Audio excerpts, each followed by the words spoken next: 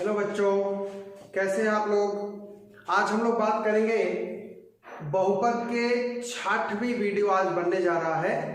और आज का वीडियो जो आपका है वो पूरी तरह से बहुपदों के गुणनखंड पर आधारित है। तो ये पूरा वीडियो अच्छे से अगर देख लें तो आपको गुणनखंड में कहीं कभी भी समस्या नहीं आएगी। अब इससे पहले 5 वीडियोस आपको दे दिए गए हैं। आप उन 5 वीडियो को क्रम से देखें और उसके बाद इस वीडियो को देखें तो क्लास 9th में जो भी प्रश्नावली में सवाल दिए जाएंगे आप उन सारे सवालों को बहुत अच्छे से लगा सकते हैं। आज हम बात करेंगे गुणनखंड के विषय में। सबसे पहली बात कि गुणनखंड होता क्या है।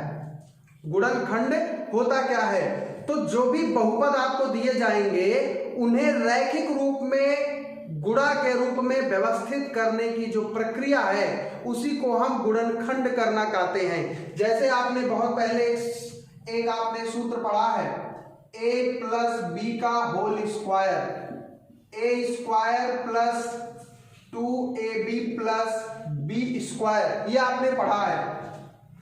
तो इस सूत्र को आप जरा थोड़ा देखें तो ये a plus b into a plus b हो गया और ये a square plus 2ab plus b square. कुछ इसी तरह से आपके पास ये बहुपद है नहीं, बहुपद तो है नहीं है, लेकिन एक आप मान सकते हैं कि मानक व्यंजक है और इस व्यंजक को आप यहाँ पे व्यवस्थित कर रहे हैं अलग अलग टुकड़ों में गुणा के रूप में। तो इसी तरह का कुछ रूप होता है गुणनखंडों का।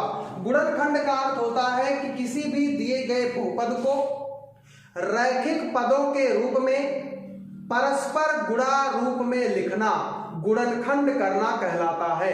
अगर कोई आपके पास दिया गया है बहुपद तो उसे रैखिक पदों में तोड़ लीजिए और उन्हें गुणा के रूप में व्यक्त कर दीजिए।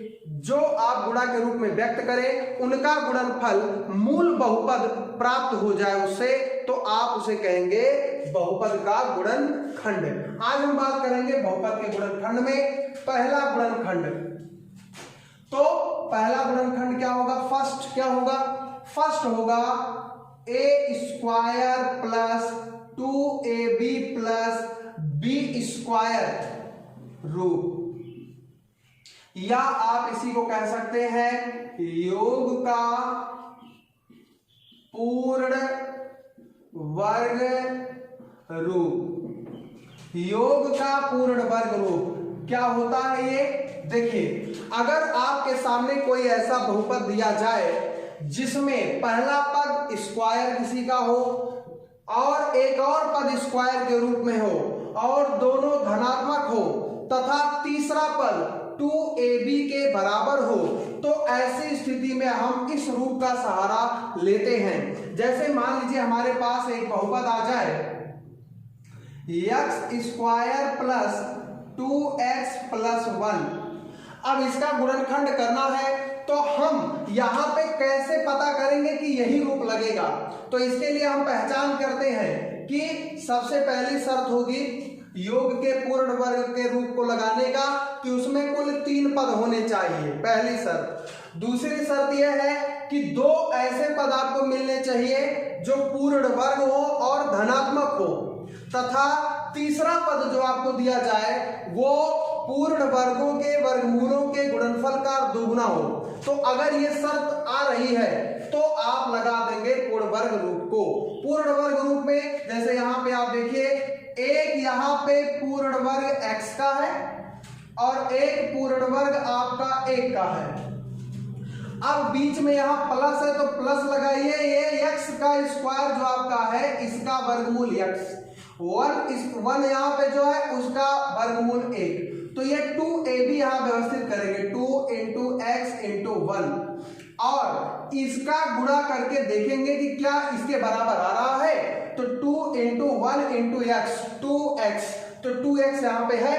तो अगर ये व्यवस्थित करने पर ऐसा मिल जाए तो हम तुरंत यहाँ लगाएंगे a square plus 2ab plus b square, और ये सूत्र क्या होता है बच्चों? a प्लस बी का होल स्क्वायर। तो आप इस स्थान पे क्या रख सकते हैं? देखिए, a स्क्वायर तो x का स्क्वायर है और b स्क्वायर तो 1 का स्क्वायर है, तो a प्लस बी मतलब a की जगह पे x और b की जगह पे 1, तो हो जाएगा x प्लस 1 का होल स्क्वायर, और ये हो जाएगा आंसर। ठीक है, अब यहां पे आप कैसे, इसी तरह से आप सवालों को देख करके पहचान करेंगे। पूर्ण वर्ग रूप आप कहां पे लगाएंगे? पूर्ण वर्ग रूप वहीं पे लगेगा जहां पे पहली शर्त कि 3 पद होने चाहिए, दूसरी शर्त कोई 2 पद पूर्ण वर्ग हो और धनात्मक हो, और तीसरी शर्त क्या होगी कि जो तीसरा पद आपको मिलेगा वो उन पूर्ण वर्गों के वर्गमूलों के गुणनफल का 2 गुना होना चाहिए। अगर ये शर्त पूरा हो रहा है तो आप पूर्ण वर्ग रूप लगा देंगे, और पूर्ण वर्ग रूप का सूत्र क्या अप्लाई किया जाएगा? पूर्ण वर्ग रूप का सूत्र होगा a square plus 2ab plus b square बराबर a प्लस b का होल स्क्वायर। एक और सवाल देखते हैं हम। पूर्ण वर्ग करने के लिए आपको यहां गुणनखंड मान लीजिए करना है, तो आप एक और सवाल देखिए, y square plus 10y plus 25 ये दिया गया है। अब इसका आपको गुणनखंड करना है, का गुणनखंड करो। तो इसका गुणनखंड आपको करना है, तो गुणनखंड कैसे करेंगे? पहले इसको लिख देंगे y square plus 10y plus 25। अब यहां पे कौन सा लगेगा? तो आप अभी एक ही चीज पढ़े हो तो जाहिर है कि आप उसी चीज को ही अप्लाई करेंगे। तो यहां आप देखिए 3 पद हैं, 3 पद चाहिए। दूसरी चीज शर्त क्या है? कोई 2 पद धनात्मक हो और पूर्ण वर्ग हो। तो यहां देखिए y स्क्वायर y का पूर्ण वर्ग है और 25 जो है वो 5 का पूर्ण वर्ग है। तो ये 2 शर्तें पूरी हो गई। तीसरी शर्त क्या है? तीसरी शर्त हम लिख करके करते हैं। यहां पे हो जाएगा y का स्क्वायर और यहां पे आपका है 25, तो 25 है 5 का स्क्वायर। 2 चीजें हो गई। अब बीच में जो तीसरा पद बच रहा है वो देखेंगे प्लस है या माइनस। अगर प्लस है तो प्लस उतार लेंगे और माइनस है तो माइनस उतार लेंगे। इन दोनों पदों को आप लिख चुके हैं स्क्वायर बना करके। अब यहां पे आप बैठाएंगे क्या? 2ab, तो मतलब 2a की जगह पे y, b की जगह पे 5 और इसका गुणा करके देख लेंगे तो 2 बचे 10y, तो देखिए 10y है। तो अगर ऐसी व्यवस्था बन रही है तो तुरंत आप लगाएंगे, चूंकि a square 2ab b square बराबर a प्लस b का होल स्क्वायर, तो इसलिए यहां पे आप लगा देंगे y प्लस क्या 5 का होल स्क्वायर। ये योग का पूर्ण वर्ग रूप हुआ। एक और प्रश्न देखते हैं। प्रश्न क्या? ऐसा सवाल जिसमें आप इसे लगा पाएंगे कि नहीं लगा पाएंगे। देखिए x स्क्वायर है, प्लस में 5x है, प्लस में 6 है, ऐसा मान लीजिए। तो आपको इसका गुणनखंड करना है। तो देखिए यहां पे x स्क्वायर है, एक पूर्ण वर्ग मिल गया, लेकिन इसके आगे आपको कोई भी पूर्ण वर्ग पद नहीं मिला हुआ है। यहाँ पे x का स्क्वायर तो है लेकिन 6 किसी का वर्ग नहीं है, पूर्ण वर्ग नहीं है, और 5 छोड़िए इसको। तो इन दोनों पदों को ही देखते हैं, पूर्ण वर्ग नहीं है। इसका मतलब क्या है कि इस बहुपद का गुणनखंड इस विधि से तो नहीं हो सकता है। अब इसके लिए हो सकता है कोई और विधि हो, लेकिन इस विधि से आप इसको नहीं कर सकते हैं। ठीक, तो आपको ये चीज समझ आ जाना चाहिए कि पहले रूप में हम सीखेंगे a square plus 2ab plus b square रूप, जिसका गुणनखंड सूत्र बनता है a प्लस b का होल स्क्वायर, और इसकी मदद से हम गुणनखंड आसानी से कर सकते हैं। अब हम लोग इसको नोट कर लीजिए और फिर नेक्स्ट देखते हैं।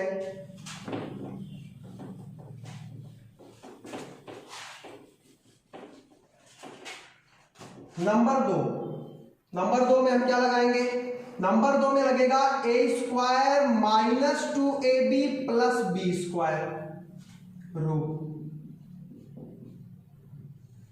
ये रूप आप कहां लगाएंगे? सेम पिछले वाला ही नियम ये भी है, बस खाली अंतर क्या है कि यहाँ पे माइनस है और वहां प्लस था।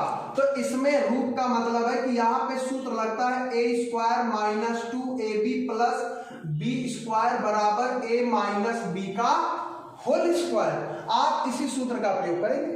तो चलिए प्रश्न देखते हैं कैसे कैसे इसमें मिलते हैं। मान लीजिए आपके पास सवाल आ जाए z square minus 14z plus 49 ये मिल गया। अब आपको ये लगाना है का गुणनखंड करो। अब इसका गुणनखंड करना है तो इसमें भी चीजें याद रखिएगा। ये रूप कहां लगेगा?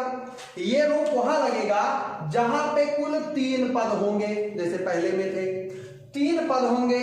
दूसरा इसमें क्या शर्त देखेंगे आप कि 2 पद पूर्ण वर्ग हो और धनात्मक हो। यहां देखिए ए स्क्वायर पूर्ण वर्ग है, बी स्क्वायर पूर्ण वर्ग है और दोनों धनात्मक है।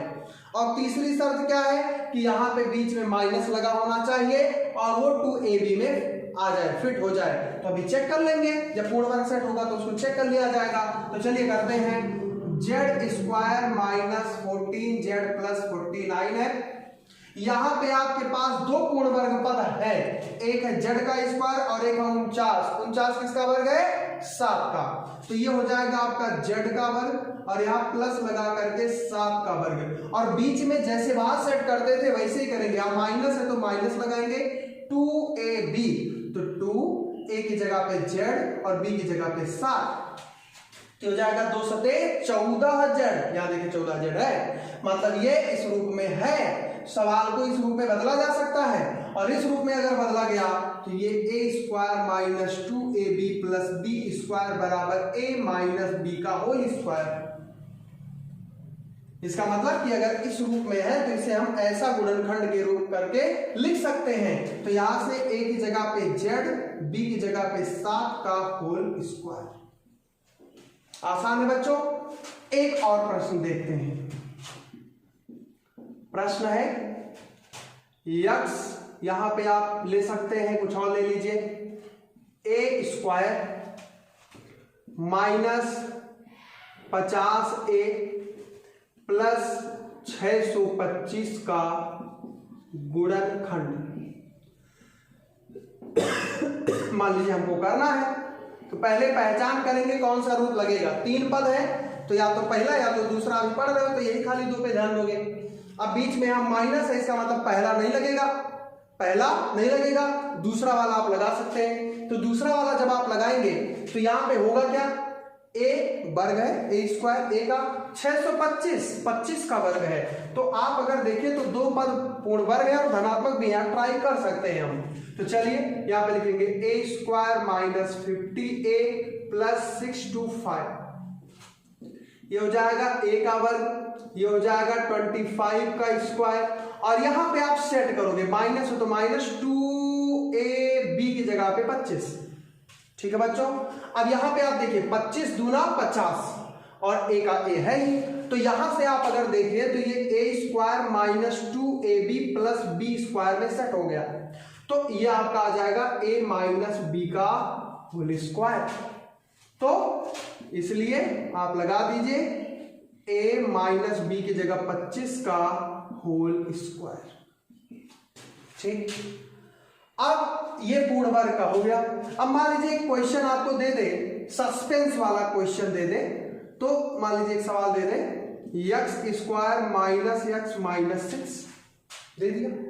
अब यक्स स्क्वायर माइनस 6 ऐसा कुछ दे दिया, तो आप क्या करेंगे? यहां पे तो आपकी बुद्धि फेल, यहां क्या है, यहां माइनस है, ठीक है, लेकिन ये माइनस नहीं, माइनस नहीं। तो ऐसी समस्या जब आएगी तो आपको इस रूप का सहारा नहीं लेना है, तो इसके लिए आपको कुछ अलग चीजें भी बताई जाएंगी। तो ये 2 रूप आपको मिले। अब हम लोग देखते हैं, इस तरह के क्वेश्चन आप लगा सकते हैं। अब हम लोग देखते हैं तीसरे टाइप को, वर्ग अंतर का वो क्या है, वर्ग अंतर का रूप क्या है। नंबर 3 में हम उसको देखेंगे। नंबर 3 वर्ग अंतर रूप। वर्ग अंतर रूप का मतलब क्या है? वर्ग अंतर रूप का मतलब है a square minus b square, बनता क्या है a प्लस बी, और क्या बनता है a माइनस बी। वर्ग अंतर रूप बहुत ही सरल होता है और आपको मैं बताऊं बहुत ज्यादा ये सवालों में आता भी है। इस रूप का आप प्रयोग ज्यादा करते हैं। क्या है ये?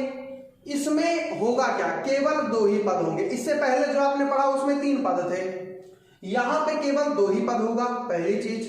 दूसरी चीज क्या होगी, इसमें एक जो होगा वो दोनों पूर्ण वर्ग होंगे और एक धनात्मक होगा और एक क्या होगा, ऋणात्मक होगा। इसका मतलब कि दो पूर्ण वर्ग पदों के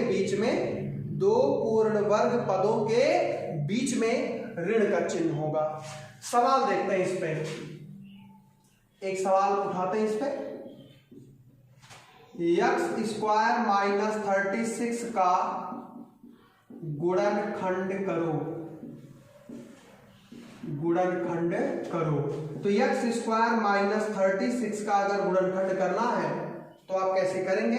तो देखिए x² - 36 किस तरीके से होगा, पहला और दूसरा रूप लगेगा नहीं। तीसरे रूप पे आते हैं, दोनों पूर्ण वर्ग, दो पद होने चाहिए, पूर्ण वर्ग होने चाहिए। तो यहां देखिए x वर्ग है और बीच में माइनस है, 36 किसका वर्ग है? 6 का वर्ग है। तो यहां से आप इसको कर सकते हैं कैसे, ये सूत्र बन जाएगा आपका a² - b² बराबर a + b a - b। तो इस प्रकार से ये बनेगा a + b का मतलब x + 6, ठीक, a की जगह पे x है, b की जगह पे 6 है, a - b मतलब x - 6 और ये हो जाएगा इसका आंसर। ठीक है बच्चों, आसान है। एक और प्रश्न देखिए, मान लीजिए एक सवाल दे दिया a⁴ - 16 का गुणनखंड करो। अब इसका गुणनखंड मान लीजिए आपको करना है तो बहुत ही ध्यान से देखेंगे। a⁴ - 16, बच्चों यहां ध्यान देंगे, ये पूर्ण वर्ग रूप में होना चाहिए, बीच में माइनस है, दो पद है, सारा सब कुछ जो भी सवाल है वो इस टाइप से दिख रहा है। a⁴ किसी का वर्ग है, किसका? a² का। 16 किसका वर्ग है? 4 का। तो यहां से अगर आप देखिए तो a⁴ को लिख सकते हैं a² का होल स्क्वायर और 16 को लिख सकते हैं 4 का वर्ग। तो इस प्रकार से ये हो जाएगा a² - b² का सूत्र लग जाएगा a² - b² बराबर a + b a - b से। आप इस सूत्र का प्रयोग कर दीजिए। तो सूत्र का प्रयोग जब करेंगे तो मिलेगा क्या, a² से a² + 4, दूसरे ब्रैकेट में a² - 4। गुणनखंड आपने कर लिया है, लेकिन अभी कुछ संभव है, जैसे a² - 4 में भी गुणनखंड संभव है। तो ये आप लिख सकते हैं a² + 4, ठीक है। लेकिन यहां पे a² - 4 में फिर गुणनखंड हो सकता है, ये a का स्क्वायर और 4 2 का स्क्वायर, गुणनखंड के अंदर गुणनखंड।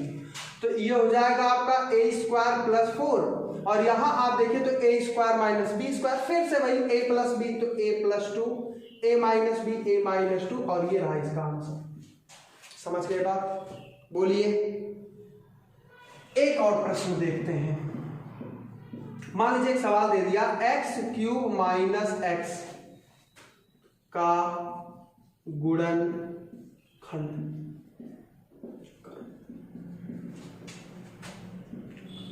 तो x³ - x का अगर हमको गुणनखंड करना है तो हम कैसे करेंगे?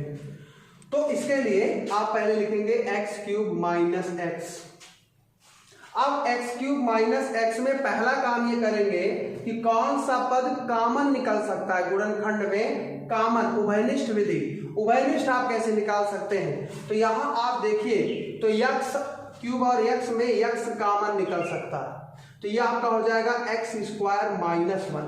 अब ये x बाहर हो चुका है, ये रैखिक पद में आप गुणनखंड के रूप में तोड़ चुके हैं। अब इधर कुछ हो सकता है, यहां अगर आप ध्यान दें तो ये x है और ये x का स्क्वायर और 1 जो है वो 1 का स्क्वायर। अब ये बना a² - b², सूत्र आपको याद हो चुका होगा, एक कोष्ठक में a + b, एक कोष्ठक में a - इस तरह से आप इसको कर सकते हैं। ठीक है, बोलिए। इस तरह आप गुणनखंड कर सकते हैं वर्गांतर का प्रयोग करके। ठीक बच्चों, अब हम लोग एक थोड़ा सा देखते हैं उभयनिष्ठ विधि का प्रयोग कैसे करते हैं। तो चलिए इसे नोट कर लीजिएगा पॉज करके, उसके बाद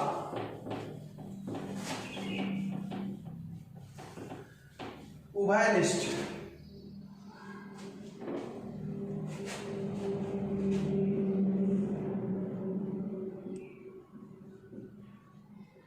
उभयनिष्ठ विधि पे बहुत ही बेसिक क्वेश्चन मिलते हैं। आपकी किताब में कुछ सवाल दिए गए हैं 9th में, बहुत बेसिक क्वेश्चंस मिलेंगे, इससे ज्यादा नहीं मिलता है। एक इसमें होता है कि एक बार आप उभयनिष्ठ करके निकालिए, या सर्वनिष्ठ कह सकते हैं, सभी में से निकाल लीजिए। और एक होता है दो दो पदों से गुणनखंड निकालना।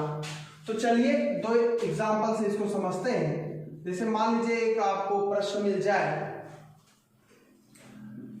x power 4 plus 2x cube plus x square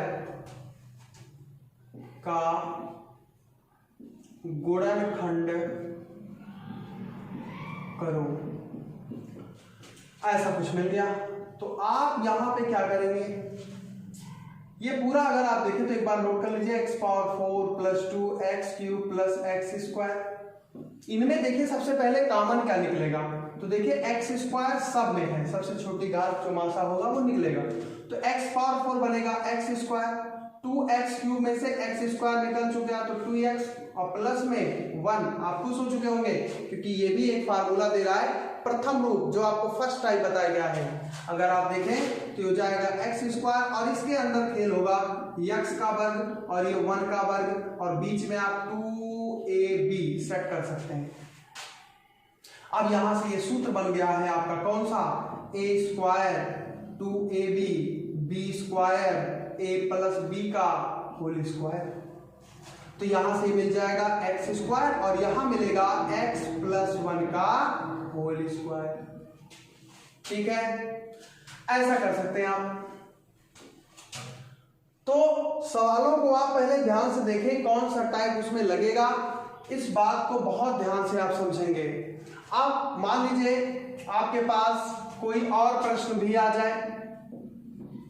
प्रश्न क्या है, मान लीजिए प्रश्न आ गया, बहुपद नहीं लिख रहे हैं, कुछ ऐसा ही करके सवाल आपको मिल सकता है, plus a cube b square plus a square b cube, ऐसा कुछ मिल गया। और इसका गुणनखंड करने कह दिया, का गुणनखंड। तो ये सब बेसिकली आपके गुणनखंड के क्वेश्चन होते हैं। उभयनिष्ठ, आप खाली उभयनिष्ठ निकाल लो, गुणनखंड हो गया। जैसे a square b power 4 plus a cube b square plus a square b cube, ऐसे में गुणनखंड किया कैसे जाता है, a का सबसे छोटा घात लेते हैं, b का जो सबसे छोटा घात है उसको लेते हैं और कॉमन निकाल लेते हैं, और वो पद सब में होने चाहिए। जैसे यहाँ पे देखिए a square a cube a square, सबसे छोटी घात a स्क्वायर। मान लीजिए यहाँ पे c होता, यहाँ भी c होता, ठीक। और फिर b स्क्वायर को देखिए तो b power 4 b square b cube b square से निकल गया। बात करते हैं c का, तो c यहाँ पे है लेकिन बाकी जगह c नहीं है, तो c नहीं निकलेगा, तो बाकी सब बच जाएंगे। a स्क्वायर b पावर 4, तो a स्क्वायर निकल चुका है, छोड़ देंगे। b पावर 4 b स्क्वायर निकल गया तो b स्क्वायर बचा। a क्यूब में से a स्क्वायर निकल गया तो a b स्क्वायर में से b स्क्वायर निकल गया, कुछ नहीं बचा। प्लस a स्क्वायर में से a स्क्वायर खत्म, b क्यूब में से b स्क्वायर निकल गया, p और c तो रह गया। ये हो गया इसका आंसर। समझ में आया? ये आप उभयनिष्ठ मेथड से आप सवालों को लगाते हैं। आप सवाल देखेंगे, सवाल को समझेंगे और उसके बाद आप आसानी से सवाल को लगा सकते हैं। एक और प्रश्न देखते हैं। मान लीजिए सवाल आपको मिल जाए y cube minus y square plus में y माइनस में 1, और ऐसा सवाल आपको मिल गया और कह दे का गुणनखंड करो, का गुणनखंड करो। तो इसका गुणनखंड आप कैसे करेंगे? देखिए पहले तो आप एक बार प्रश्न को लिख लीजिए, उसके बाद जब 4 पद हो 6 पद हो तो वहां पे जोड़ा या तिकड़ी बनाते हैं। यहाँ 4 पद है, जोड़ा बनाने की कोशिश करेंगे। तो ये देखिए y क्यूब और y स्क्वायर में कॉमन क्या बेटा, y स्क्वायर। यहाँ क्या बचेगा y और यहाँ पे 1, इन दोनों में कॉमन कुछ दिख ही नहीं रहा। तो जहां कुछ ना दिखे सबका मालिक एक होता है, मतलब अगर गुणनखंड ना दिख रहा हो तो उसमें आपको कॉमन क्या मिलता है, ए। इन दोनों में देखिए कोई भी उभयनिष्ठ नहीं दिख रहा, तो जब उभयनिष्ठ नहीं दिख रहा तो सबका मासा जो होता है HCF, जो कॉमन आप लेते हो क्या रहता है, मासा रहता है। इन दोनों का आपने जो कॉमन लिया है वो क्या है, मासा। मासा ही आप कॉमन लेते हैं, यहाँ पे मासा ही आपने निकाला है, वाई स्क्वायर वाई क्यूब और वाई स्क्वायर का मासा है तो मासा ही निकलता है। वाई और 1 का मासा क्या होगा, वाई और 1 का मासा क्या होगा 1, तो आप y और 1 का मासा 1 निकाल लेंगे। तो 1 जब आप निकालेंगे तो कोई फर्क नहीं पड़ेगा, ये हो जाएगा y माइनस 1। अब देखिए ये इतना आपका एक पद है, ये इतना एक पद है, दोनों में कॉमन क्या है y माइनस 1 y माइनस 1। तो अब आप y माइनस 1 को एक बार फिर से कॉमन ले लीजिए तो क्या मिलेगा y स्क्वायर और यहाँ क्या मिलेगा +1। ये हो गया इसका आंसर। बात समझ में आई, बोलिए। तो ये आपका होता है गुणनखंड का ये मेथड। अब इसके बाद हम देखेंगे कि क्यूब घन में कैसे आप सवाल लगाओगे। चलिए आगे बढ़ते हैं।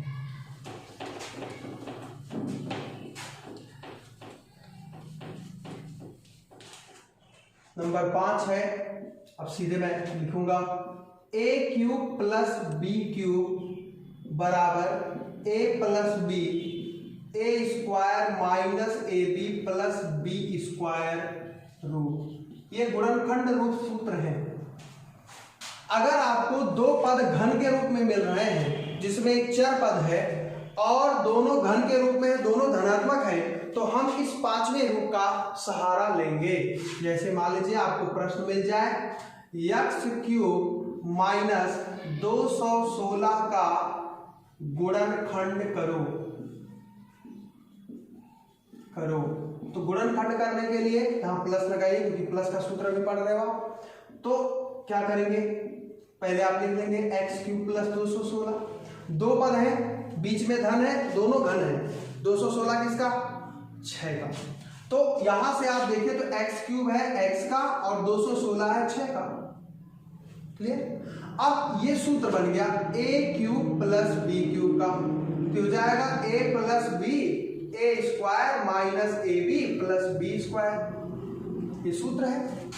अब इस सूत्र का आप यहां प्रयोग कर सकते हैं। तो a प्लस बी का मतलब x प्लस 6 और यहाँ a स्क्वायर का मतलब हो गया x का स्क्वायर माइनस ए बी का मतलब x इंटू 6 और प्लस बी स्क्वायर का मतलब 6 का स्क्वायर। इसी को आप व्यवस्थित कर लीजिए तो हो जाएगा x प्लस 6 और यहाँ आप छोटा ले ब्रैकेट x का square x square minus 6x plus 36। ये हो गया इसका आंसर।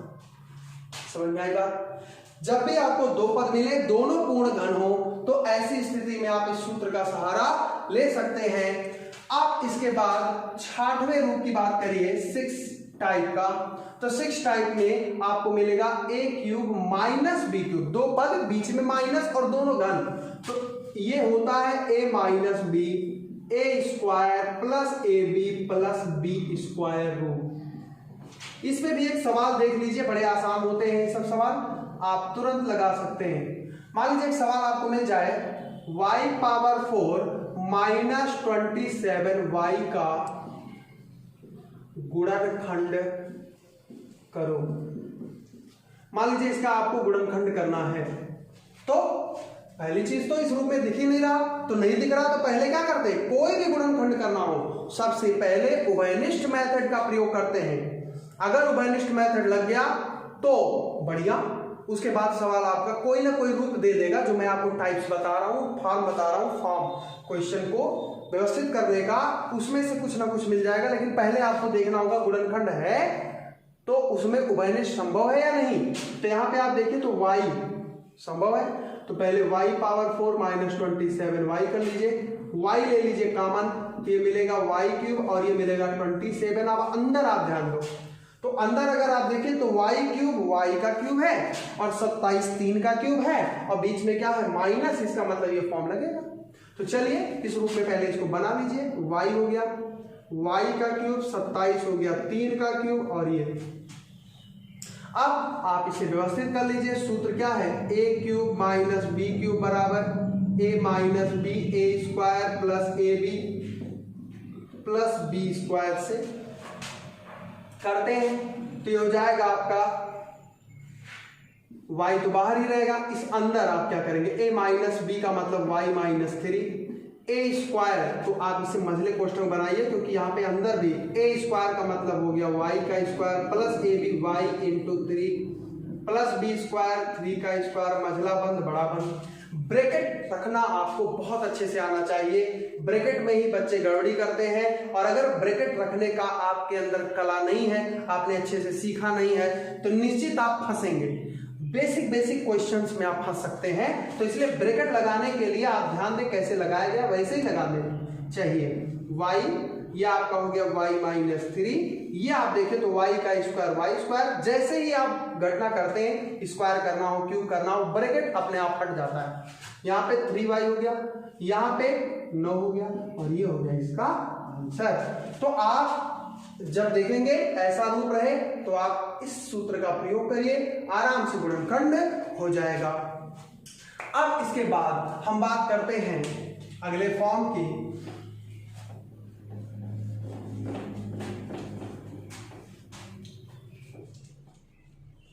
अगला फॉर्म जो है वो बहुत ही इंपॉर्टेंट है, प्रायः आपको सवाल उसी पे मिलेंगे।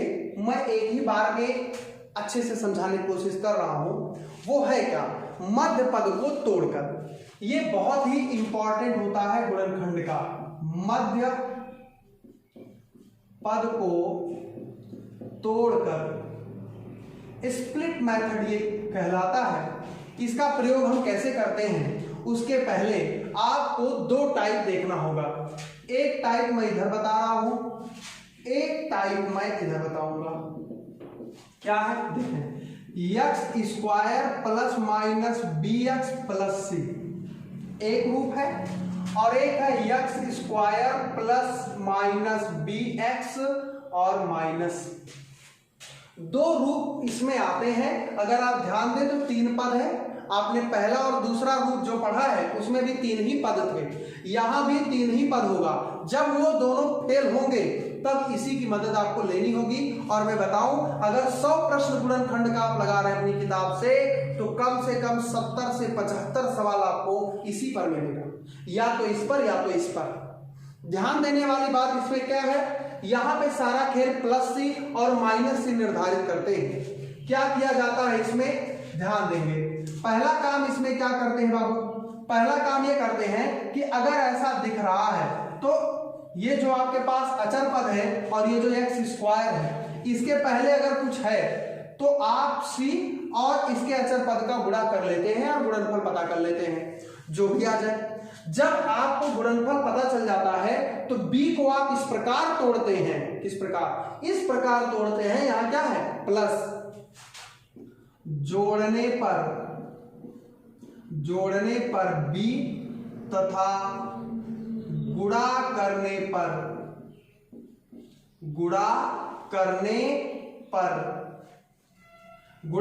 पर ये जो c है, और यहां पे जो गुणनखंड होगा, मान लीजिए हम इसको a ले लेते हैं, यहां भी a ले लेते हैं, ठीक है। तो जोड़ने पर b के बराबर आना चाहिए, जोड़ने पर, इस बात का ध्यान देंगे, जोड़ने पर b के बराबर आना चाहिए और गुणा करने पर ac के बराबर आना चाहिए। ये स्प्लिट मेथड है। यहां पे अगर आप ध्यान दें तो यहां माइनस सी है, यही ध्यान देंगे, माइनस सी है, तो माइनस सी का मतलब होगा घटाने पर b तथा गुणा करने पर, ऐसा तोड़ेंगे, गुणा करने पर AC प्राप्त हो। इसका अर्थ क्या है, आप ये दोनों नियम तभी लगाएंगे जब पूर्ण वर्ग ना दिखे। पूर्ण वर्ग दिखेगा तब तो पहला या दूसरा टाइप लग जाएगा। दूसरी चीज आप इसमें क्या ध्यान देंगे, 3 पद होंगे और 3 पद में एक x का स्क्वायर वाला पद होगा और एक इससे ठीक कम वाला, ठीक है। अगर यहाँ x पावर 4 होता तो यहाँ पे x स्क्वायर होता, ठीक। पद हमेशा ध्यान देंगे, यहां पे अगर y पावर 4 होता तो यहाँ y स्क्वायर होता, मतलब एक जो पद होगा x चर राशि का वो दूसरे का वर्गमूल पद होगा, ठीक। और तीसरी बात, यहां पे अचर पद जो होगा या तो प्लस अचर होगा या तो माइनस अचर होगा। अगर प्लस अचर है तो ऐसी स्थिति में b को हम 2 संख्याओं में ऐसा तोड़ेंगे कि जोड़ने पर b आए, गुणा करने पर ac आए, और ऐसी स्थिति में घटाने पर b आए और गुणा करने पर ac आए। एक एक प्रश्न दोनों पर देखते हैं। जैसे प्रश्न क्या है बच्चों? प्रश्न है कि x square plus 5x plus 6, x square plus 5x plus 6, यहां पे मैं माइनस भी ले सकता हूं, ठीक, का गुणनखंड करो। तो इसका गुणनखंड मान लीजिए हमको करना है, तो पहले इसको लिख लेंगे, पहले चेक करेंगे क्या पहला या दूसरा रूप लगेगा, नहीं लगेगा, क्यों? क्योंकि एक पूर्ण वर्ग है, बाकी पूर्ण वर्ग पद है ही नहीं। तो उसके लिए हम क्या करेंगे बाबू, यहां पे x square minus 5x plus 6 है, तो यहां x को आप देखिए तो ये एक्स स्क्वायर के आगे क्या है बाबू, 1 into x square minus 5x plus 6। Clear? अब यहां पे हम दिमाग में भी अपना काम कर सकते हैं और सोचते भी हैं। चलिए देखते हैं, 6 क्यों 6, 6 क्यों 6, तो यहां पे आप लिख देंगे 6 गुणे 1 बराबर 6। तरीका सीखो, 6 का गुणा कर दिया 1 में, 6 कम क्या हो गया 6। अब बीच में b वाले स्थान पे कौन है, 5 है, इससे आप तुलना कर लेंगे, 5 है। तो 5 को आपको ऐसा तोड़ना है, 5 को ऐसा तोड़ना है कि यहाँ प्लस 6 है ना, जोड़ने पर b आए, मतलब जोड़ने पर 5 है और गुणा करने पर कितना है, 6 है, ठीक है ना। तो कैसे करते हैं देखिए, 6 जो आपको दिख नहीं रहा है, 6 को ही आप तोड़ते हैं। जितने संभावित गुणनखंड आप सीखे हो, 6 कब कब आता है, दो संख्याओं का गुणा करने पर, 1 गुणे 6, 2 गुणे 3, 3 गुणे 2, 6 गुणे 1।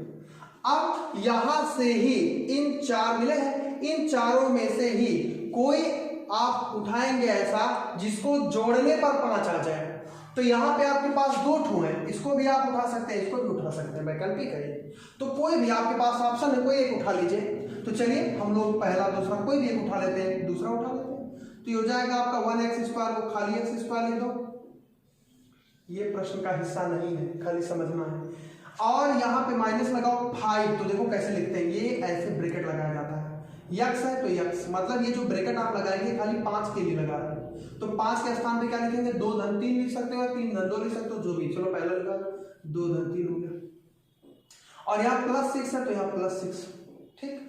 अब इस माइनस को अंदर ले जाते हैं, गुणा में आपको सिखाए हैं एक्स स्क्वायर, यहाँ क्या है माइनस और यहाँ क्या है एक्स, मतलब माइनस एक्स गुणा करेगा अंदर, तो माइनस एक्स 2 में गुणा करेगा तो माइनस 2x, माइनस एक्स 3 में गुणा करेगा माइनस 3x, और प्लस में क्या हो जाएगा बच्चों 6। अब इन दोनों में x कॉमन, तो x माइनस 2, अभी बताएं उभयनिष्ठ विधि, और इन दोनों में क्या कॉमन, माइनस 3, माइनस 3 जब आप कॉमन लेंगे तो ये हो जाएगा x, और ये कितना आ जाएगा माइनस, जब आप माइनस कॉमन लेंगे तो अंदर का चिन्ह बदल जाएगा। तो देखिए माइनस 3 था तो ये प्लस वाला हो गया, और ये प्लस है तो ये भी माइनस, ये आपका माइनस है तो प्लस, और प्लस है तो माइनस हो जाएगा, 3 दूना 6। अब x माइनस 2, x माइनस 2, तो आप x माइनस 2 को कॉमन ले लीजिए, और यहाँ बचेगा x माइनस 3, और ये होगा इसका करेक्ट आंसर। ठीक बच्चों, तो इस तरह से आप इसको आप एक बार और अच्छे समझ लीजिए, बाकी जितना आप खुद करेंगे, किताब से सवाल लगाएंगे, बहुत अच्छे समझ में आएगा। अब इसकी बात करते हैं, एक प्रश्न इस पे भी उठाते हैं, x square minus x minus 6 का गुणनखंड।